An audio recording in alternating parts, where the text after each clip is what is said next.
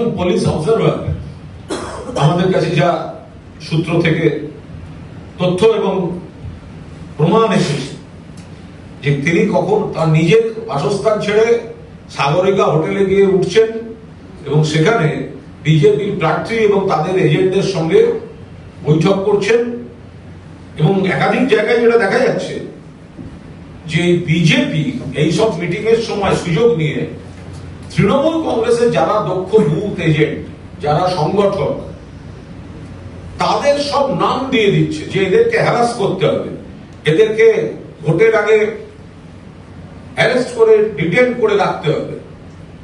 বিজেপির সংগঠন নেই, বুথে বসার লোক নেই, বিএলএ 2 বুথ থেকে দিতে পারেনি।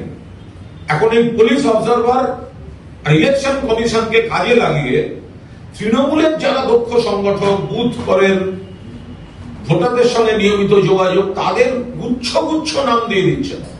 একই জিনিস উনি করেছেন 143 ডায়মন্ড হারবার বিধানসভা কেন্দ্রের বিজেপি প্রার্থী দীপক কুমার হালদারের সঙ্গে মিটিং করলেন। তো পুলিশ অবজারভার তার আসল থাকার জায়গা ছেড়ে সাগরিকা হোটেলে ঢুকে তিনি সব গোপনে চুপি চুপি মিটিং করছেন কেন? আমরা একটা ভিডিও আপনাদের দেখাবো যে গোপনে আড়ালে সাধারণ মানুষের চোখের বাইরে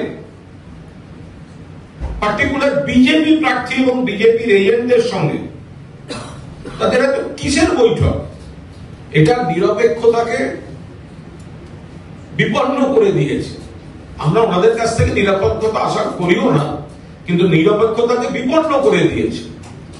অবজারভার হ্যান্ডবুক পরিষ্কার ফেব্রুয়ারি 2024 বলছে যে অবজারভারদের আচরণ ও ব্যবহারের মাধ্যমে তাদের রাজনৈতিক নিরপেক্ষতা প্রদর্শন করতে হবে এবং পক্ষপাত দুষ্ট বলে মনে হওয়া উচিত নয়।